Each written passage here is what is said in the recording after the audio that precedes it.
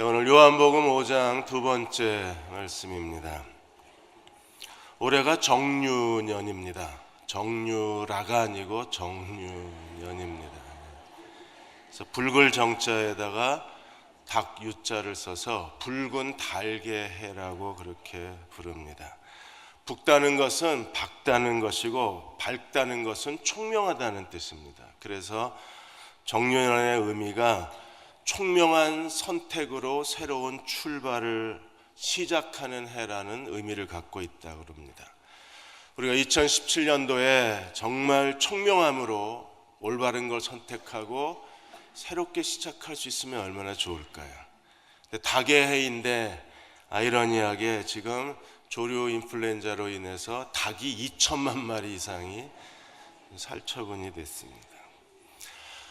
총명한 선택은 과연 뭘까요? 어떻게 해야 총명한 선택을 하는 걸까요? 예수님은 가장 총명한 선택을 하셨어요. 요한복음 4장 34절에 나의 양식은 나의 양식, 그분이 살아가시는 이유, 그들의 삶의, 주님의 삶의 목적은 아버지의 뜻을 행하고 그의 일을 온전히 이루는 이것이라 그랬습니다.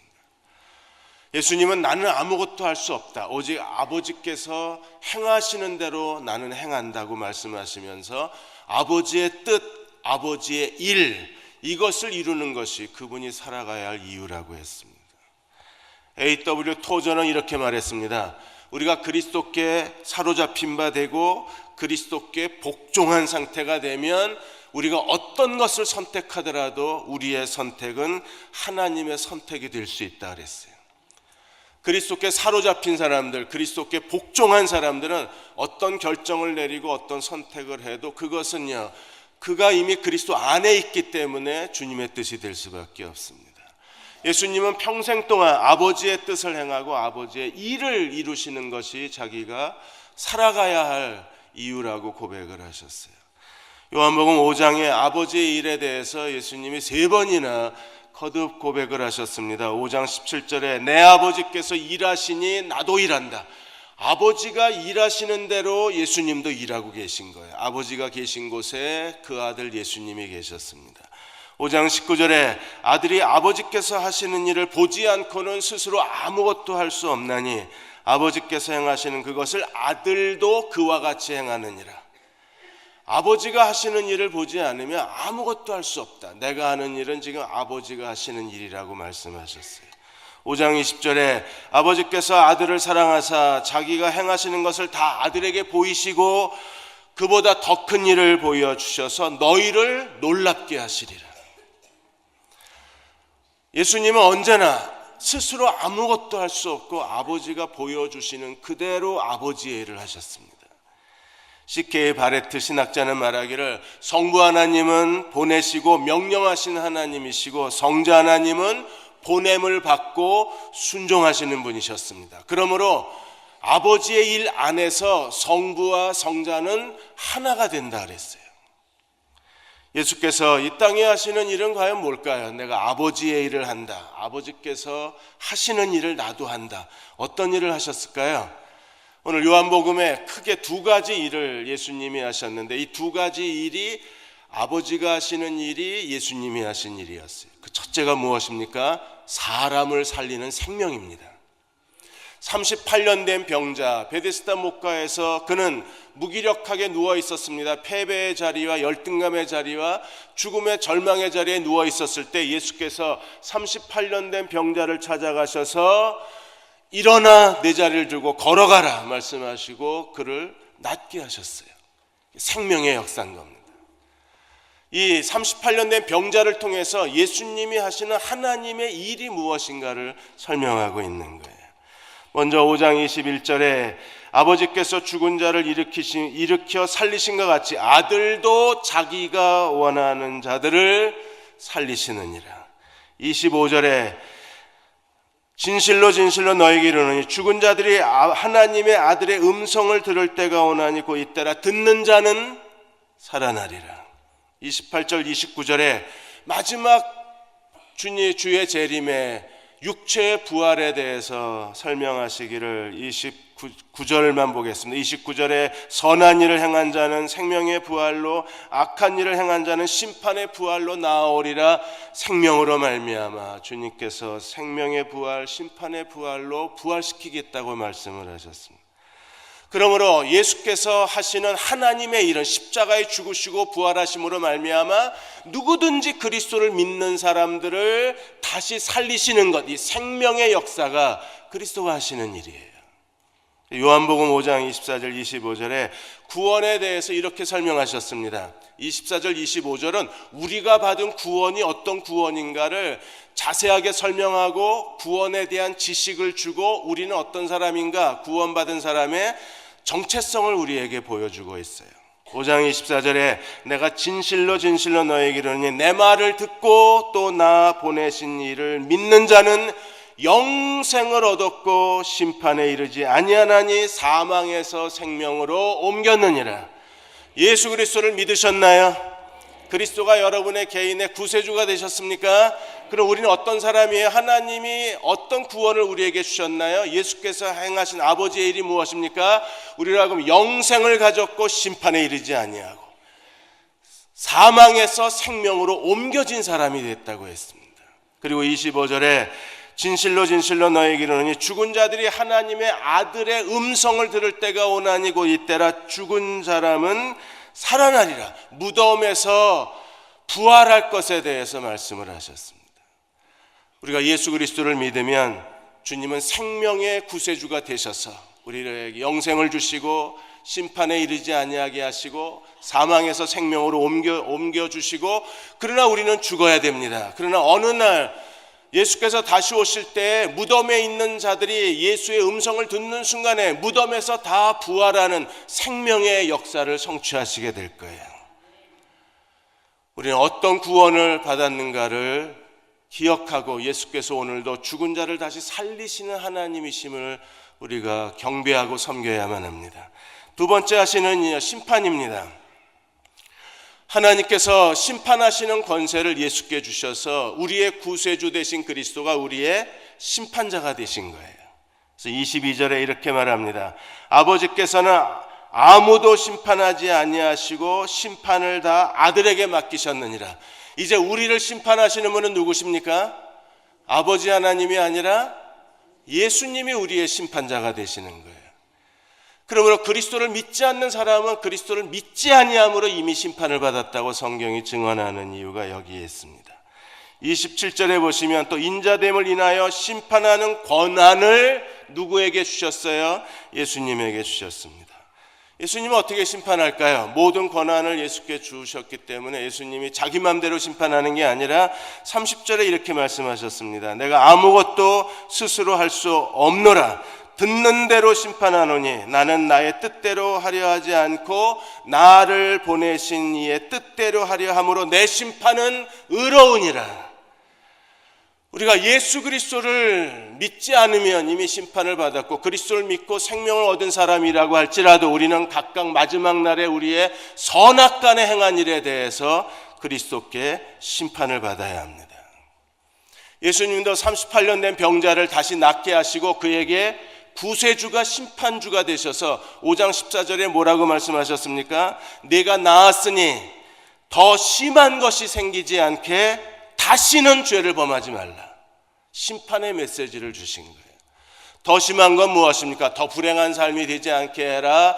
더 망가진 인생이 되지 않게 하라. 여러분, 죄는요 은밀하게 우리 속에 남아있어서 우리가 버리지 못한 죄, 고백하지 못한 죄, 해결하지 못한 죄는요 여전히 남아서 우리의 인생에 더 심한 걸 만들어요.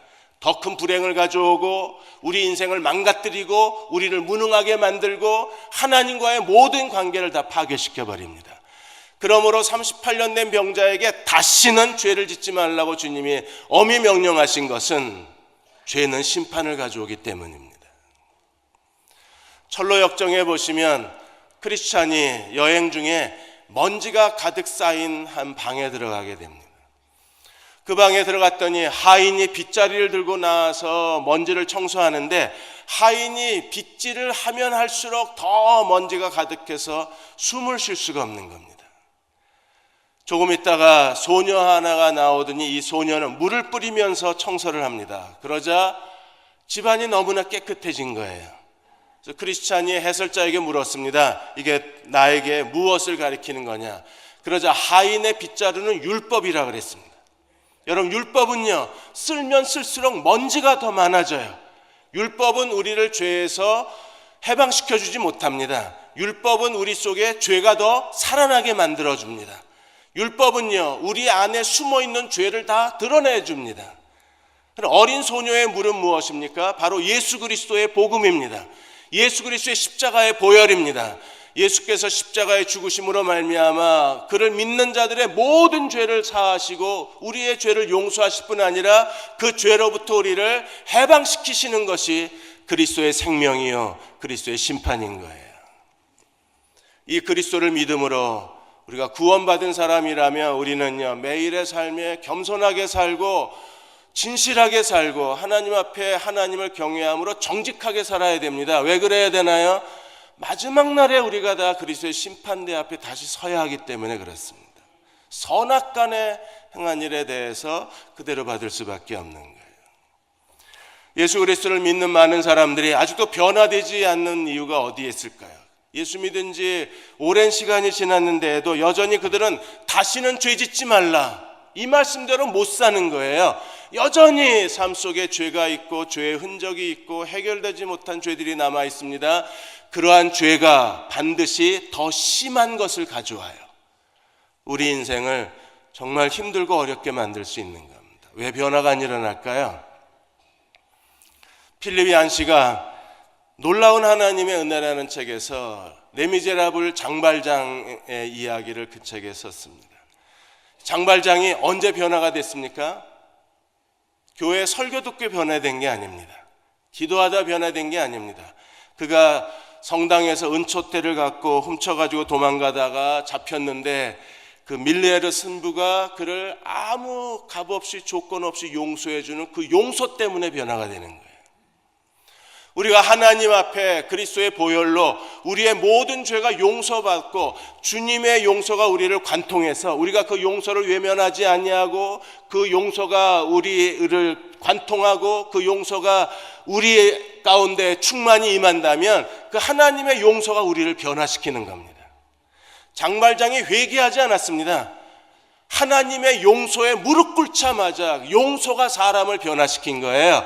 그래서 그는요, 이제 남은 생애를 가난한 사람들을 위해서 하나님의 사랑을 실천하며 살기를 시작합니다. 이 한 사람의 인생을 변화시킨 것은 하나님의 용서였었어요. 생명이 있는 곳에 심판은 없습니다. 우리가 진정으로 하나님의 사랑을 온몸으로 경험한 사람이라면 우리는 하나님의 심판대 앞에 부끄러울 것이 없는 사람으로 서 있을 수 있을 겁니다.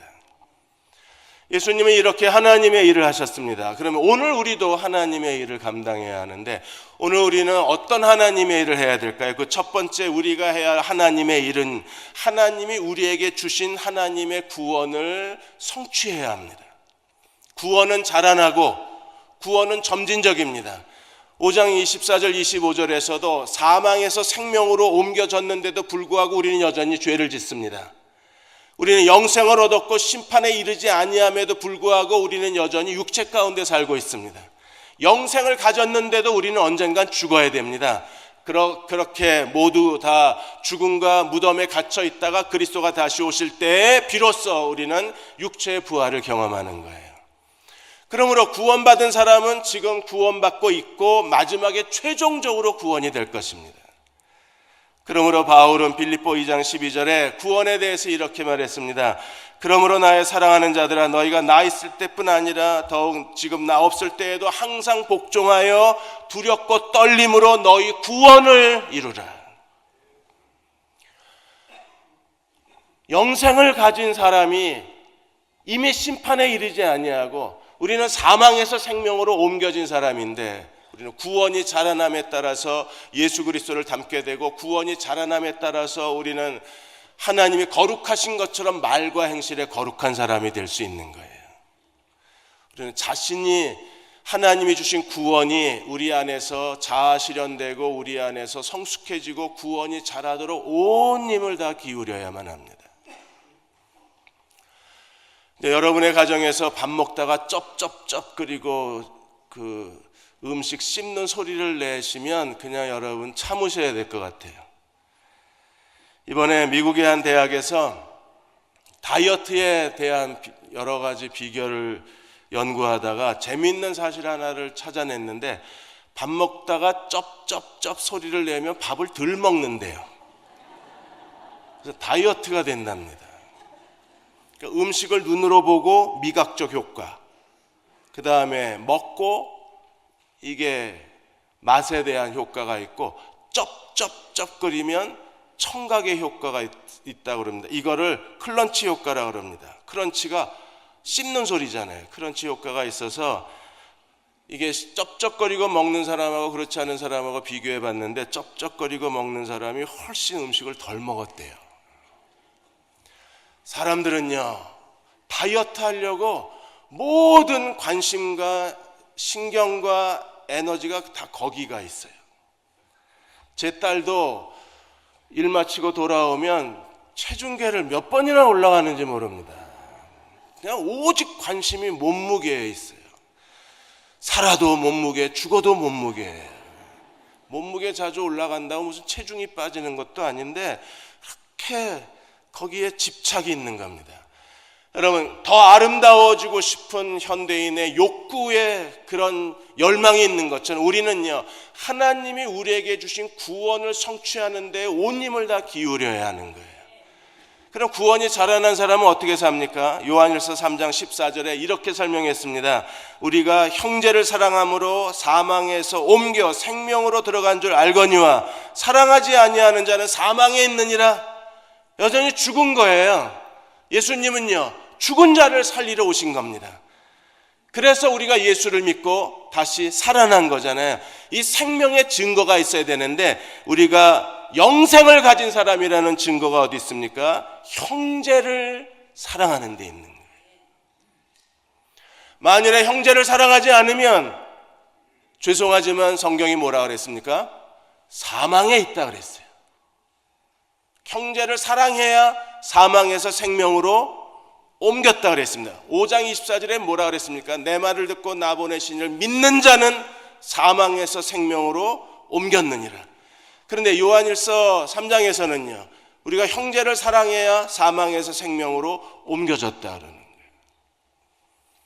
그러니까 요한복음 5장만 가지고 1년을 설교할 수 있습니다. 사망과 생명, 하나님의 영생을 가진 사람들은요, 형제를 사랑해요. 그리고 22절 23절에 이 형제 사랑하는 계명과 기도에 대해서 이렇게 설명했습니다. 무엇이든지 구하는 바를 그에게서 받나니. 여러분, 이렇게 살고 싶지 않으십니까? 조지 물러가 5만 번 기도 응답을 받았다 그러는데 우리도 무엇이든지 구하는 바를 그에게서 응답받나니, 그런 기도의 사람이 되고 싶지 않으신가요? 우리가 기도 응답을 받으려면 어떻게 해야 됩니까? 우리가 그의 계명을 지키고 그의 기뻐하시는 것을 행함이라. 그리스도의 계명을 지켜야 우리의 기도에 하나님이 응답하신다는 거예요. 그럼 그 계명이 무엇입니까? 23절에 그의 계명은 이것이니 곧 그 아들 예수 그리스도의 이름을 믿고 우리가 그의 계명대로 서로 사랑할 것이라. 하나님의 말씀, 하나님의 계명은요, 예수 그리스도를 믿고 서로 사랑하는 것, 이게 그의 계명이에요. 이 계명대로 살아야 무엇이든지 구하는 대로 네가 받을 것이라. 하나님이 우리에게 놀라운 기도응답의 약속을 주신 거예요.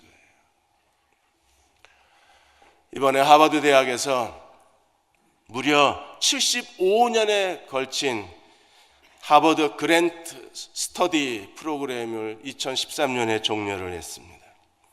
이 그랜트 스터디는요, 하버드 대학의 20대 젊은이들을 선정을 해서 268명을 선정을 해서 그들의 인생을 75년 동안 추적을 한 거예요. 무엇에 대한 연구였느냐 하면 사람이 언제 행복을 느끼는가에 대해서 추적 조사를 했습니다. 그리고 이 조사를 통해서 하나님이 인간의 내면에 감추어 두신 하나님의 삶의 디자인, 하나님의 인간 설계가 이 그랜트 스터디하고 해답이 같은 거예요. 하나님의 말씀하고 이 연구 결과가 같은 겁니다. 이 연구 결과가 어디에 있어요? 이 연구 결과를 마태복음 22장에서 찾았습니다. 너희가 마음을 다하고 뜻을 다하고 성품을 다하고 목숨을 다하여 주 너희 하나님을 사랑하라. 여러분, 목숨을 다해서 하나님을 사랑할 때 그 하나님을 사랑할 수 있는 사람들에게서 행복이 넘쳐나는 거예요. 그리고 내 이웃을 내 몸처럼 사랑하라. 내 곁에 있는 사람들을 마치 자기 자신을 사랑하듯이 내게 있는 사람들을 온 마음을 다해서 자기 목숨을 내어주기까지 사랑할 때 그 사랑에서 행복이 솟아나는 거예요. 75년 동안의 인간의 추적 조사에서 밝혀낸 행복의 비밀은 바로 하나님이 이미 말씀하신 겁니다. 하나님을 사랑하라, 이웃을 사랑하라. 사랑에 그 해답이 있었던 거예요. 우리가 하나님을 사랑하고 이웃을 사랑하는 사람이 되어야 구원이 완성된 사람이 되는 겁니다. 하나님의 일의 두 번째 측면이 있습니다. 그것은요, 하나님이 오늘 본문에 생명과 심판을 두 번이나 반복해서 말씀을 하세요. 이걸 내가 알아야 되냐? 우리가 구원받은 사람이라면 기본적으로 이건 알아야 됩니다. 예수님이 하나님의 아버지의 일을 하셨는데 생명의 일과 심판의 일을 하셨다는 걸 우리는 기억해야 돼요. 이게 두 번이나 나옵니다. 먼저 21절과 22절에 보시면 아버지께서 죽은 자들을 일으켜 살리신 것 같이 아들도 자기가 원하는 자를 살리시냐, 생명입니다. 그리고 22절에 아버지께서 아무도 심판하지 아니하시고 심판을 다 아들에게 맡기셨느니라, 심판에 대한 겁니다. 그래서 생명과 심판이 한 세트가 되는 거예요. 그 다음에 26절, 27절에 다시 한번 생명과 심판에 대해서 말씀하십니다. 26절에 아버지께서 자기 속에 생명이 있음 같이 아들에게도 생명을 주어 그 속에 있게 하시고, 아버지에게 있는 게 아들에게도 있는 겁니다. 그리고 27절에 인자됨으로 말미암아 심판하는 권한을 주셨느니라, 아버지가 하시던 심판을 아들에게 주신 겁니다. 왜 이렇게 하셨을까요? 하나님이 아버지의 생명과 심판을 아들의 생명과 심판의 권한으로 주신 이유가 어디 있어요? 23절에 그 이유가 이렇게 설명이 됐습니다. 모든 사람으로 아버지를 공경하는 것 같이 아들을 공경하게 하려 하심이라. 아들을 공경하지 않는 사람은 아버지를 공경할 수 없느니라. 우리로 하여금 생명과 심판자이신 예수 그리스도를 마음을 다해서 경외하고 사랑하고 존중히 여기고 존경하게 하는 게 하나님의 목적인 거예요. 그러므로 우리는요, 아버지의 일을 하려는 사람들은 매일의 삶 속에서 어떻게 해야 됩니까? 그리스도를 공경할 줄 아는 그리스도의 종들이 돼야 돼요. 어떤 사람이 그리스도를 존중히 여기는 사람일까요? 마태복음 6장에서 예수님이 이렇게 가르치셨습니다. 6장 31절에 34절까지 그러므로 염려하여 이르기를 무엇을 먹을까 무엇을 마실까 무엇을 입을까 하지 말라. 이는 다 이방인들이 구하는 것이요. 여러분, 이방인들은요 끊임없이 염려합니다. 무엇을 입을까 무엇을 마실까 무엇을 먹을까. 염려 자체는 하나님을 업신여기는 행위입니다. 하나님과 재물을 겸하여 섬길 수 없다고 말씀하셨는데, 우리가 염려하고 탄식하고 한숨을 쉬면 하나님 무시하는 거예요. 하나님은 어떤 분이십니까? 이는 다 이방인들이 구하는 것이라 너희 하늘 아버지께서 이 모든 것이 너희에게 있어야 할 줄을 아시느니라. 하나님이 여러분에게 뭐가 필요한지 다 알고 계신 걸 믿으십니까? 그러면 어떻게 해야 돼요? 33절에 이렇게 살으라는 겁니다. 너희는 먼저 그의 나라와 그의 의를 구하라. 그리하면 이 모든 것을 너희에게 더하여 주시리라. 공동번역에는 이렇게 되어 있습니다. 너희는 먼저 하나님의 나라와 하나님이 의롭게 여기시는 것을 구해라. 그리하면 모든 것을 너희가 곁들여 받게 될 것이라. 보너스로 받게 될 것이라. 하나님 나라와 하나님이 의롭게 여기시는 것을 구하고 살아야 합니다. 하나님 나라를 구하는 사람들은 어떻게 사는 사람들인가요? 여러분, 그게 34절입니다. 그러므로 내일 일을 위하여 염려하지 말라. 내일 일은 내일이 염려할 것이에요. 내가 염려하는 게 아니라 내일 일은 내일이 염려하는 거예요. 내일 일은 내일이 염려할 것이요 한날의 괴로움은 그날로 족하니라. 공동번역에 이렇게 되어 있습니다. 그러므로 내일 일을 걱정하지 말라. 내일 걱정은 내일에 맡겨라. 하루의 괴로움은 그날에 족하다. 여러분, 내일 걱정은요 내일에게 맡겨요. 우리는 어떻게 살아야 되나요? 오늘을 사는 겁니다. 제가 여러분 곁에 있는 동안에 계속 강조하고 싶은 말씀이 오늘 마태복음 6장입니다. 제발 오늘을 사십시오. 2017년도에 우리에게 많은 계획이 있고 하고 싶은 일들이 있습니다. 그러나 그 일이 정말 이루어질지, 내게 기회가 될지, 내가 그걸 할 수 있는 능력이 있을지 우리는 잘 모릅니다. 내가 세운 계획이 하나님의 뜻인지 아닌지 확신도 없습니다. 그럴 때 우리가 정말 해야 할 하나님 나라와 의롭게 여기시는 삶의 원리가 무엇입니까? 오늘을 사는 거예요. 오늘. 미국의 상원의 채플이신 리처드 햄버슨 목사님께서, 그분이 그 베세다에 있는 제4장로교회의 담임 목사님이신데, 이분이 23년 동안 똑같은 축도를 성도들에게 기도를 한 겁니다. 그게 오늘의 신앙입니다. 리처드 목사님은 이렇게 기도했습니다. 여러분은 우연히 여기 온 게 아닙니다. 떠밀려 온 것도 아닙니다. 여러분, 내가 오늘 이 자리에 서 있는 것은, 내가 이 여자하고 결혼하고 내 자녀들이 이렇게 태어나고 내가 이 직업을 갖고 있고 오늘 대전에 살고 있고 오늘 내가 서 있는 이 자리는 떠밀려 온 게 아니고 실패해서 온 게 아니고 어쩌다 우연히 온 게 아니라는 거예요. 우리가 여기 서 있는 것은 우연히 온 것이 아닙니다. 어디를 가든지 하나님이 여러분을 보내셨습니다. 어디에 있든지 하나님이 여러분을 거기에 두셨고, 여러분이 거기 있는 것은 그의 목적이 있기 때문입니다. 내가 여기 있는 것은 하나님의 목적이 있기 때문이랍니다.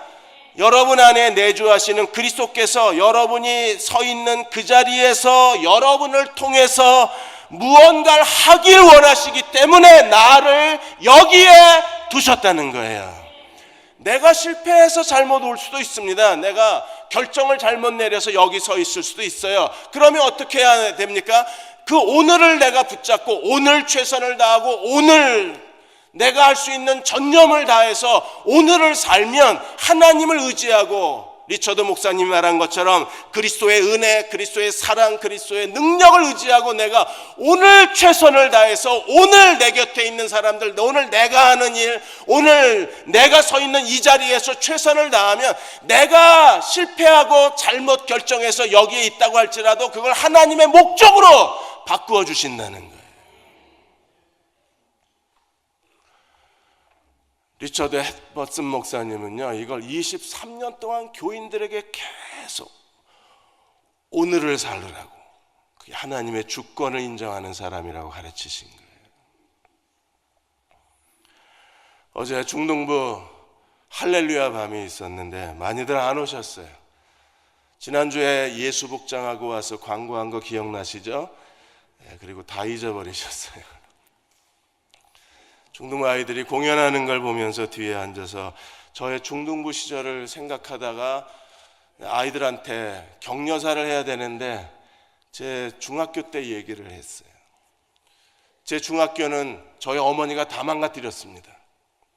제가 초등학교 6학년 때에 아버님이 재혼을 하셔서 어느 날 학교 갔다 오니까 왜 낯선 여자분이 계신데 아버님이 네 엄마다 이러시는 거예요. 그때부터 제가 집에 들어가는 게 싫었습니다. 중학교에 올라갔는데 서울 도남동에 삼선중학교가 됐어요.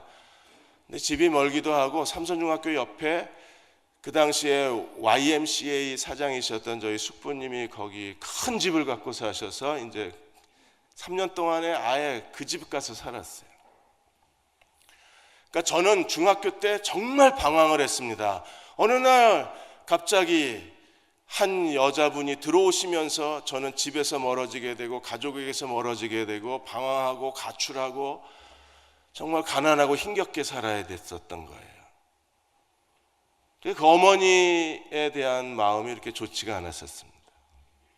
근데 하나님께서 제가 화상당하고 병원에 누워 있었는데 그 시체 썩는 냄새가 나서 아무도 들어오려고 하지 않았는데 저의 병상을 지켜주신 분이 어머니였었어요.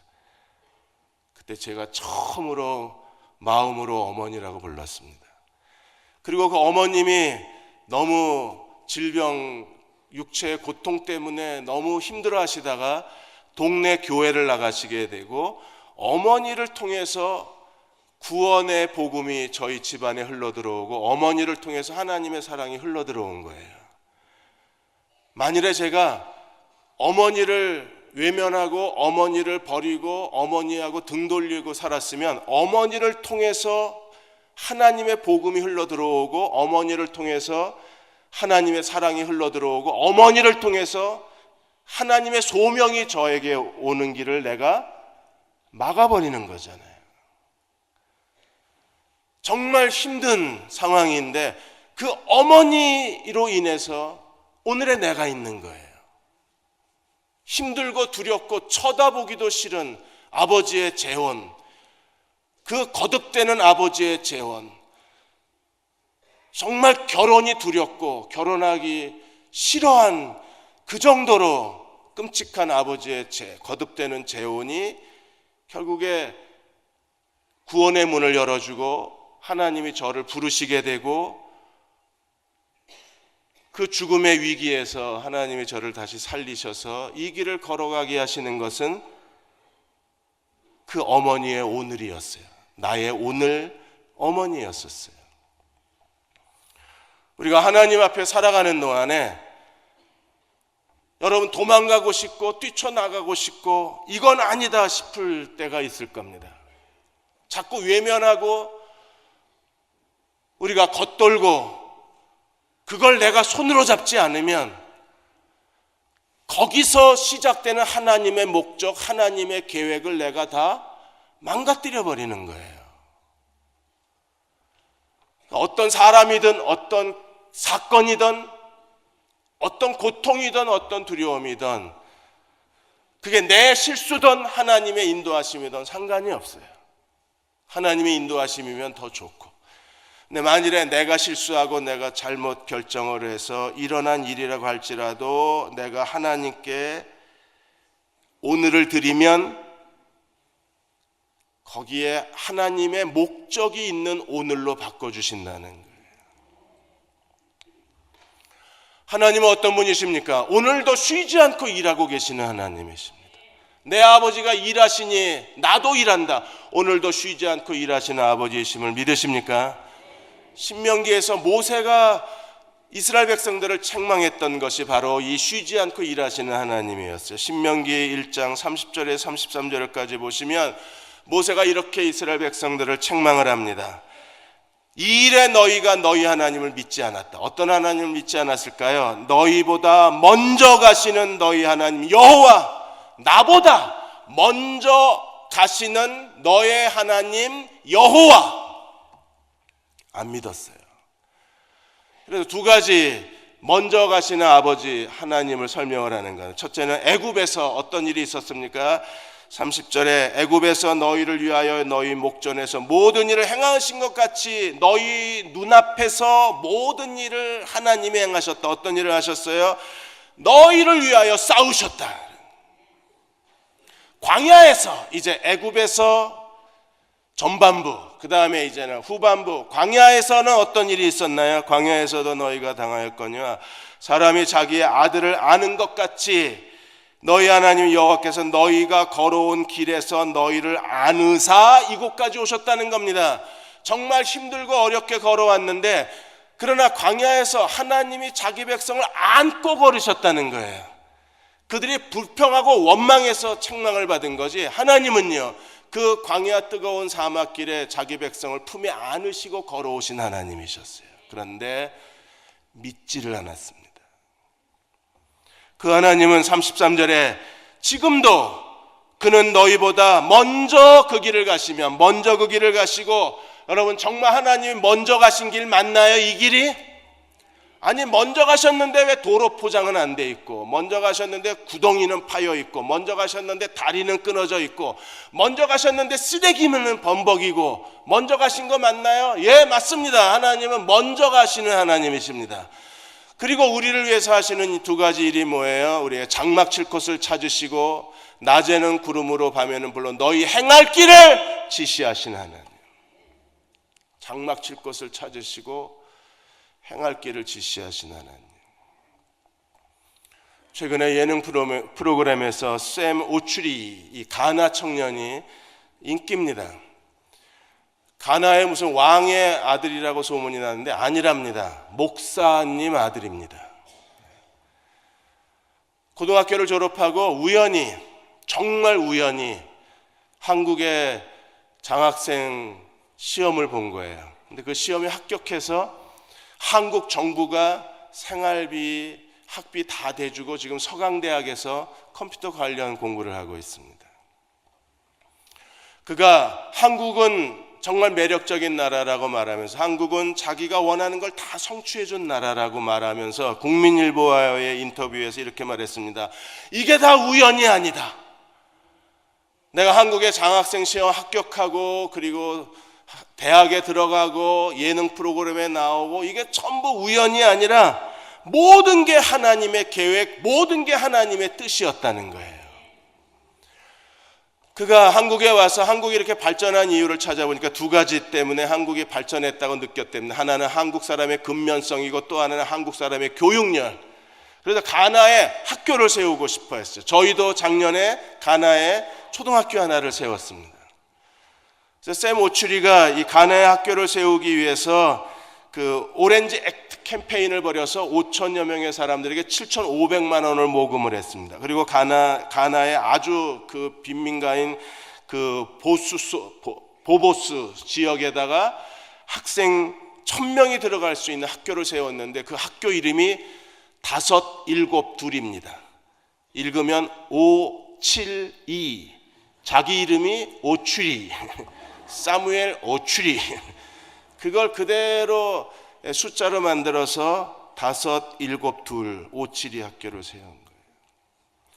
아버지가 청소년 사역을 하시는데 이 사무엘 오추리 형제한테 항상 강조하는 게 겸손해라.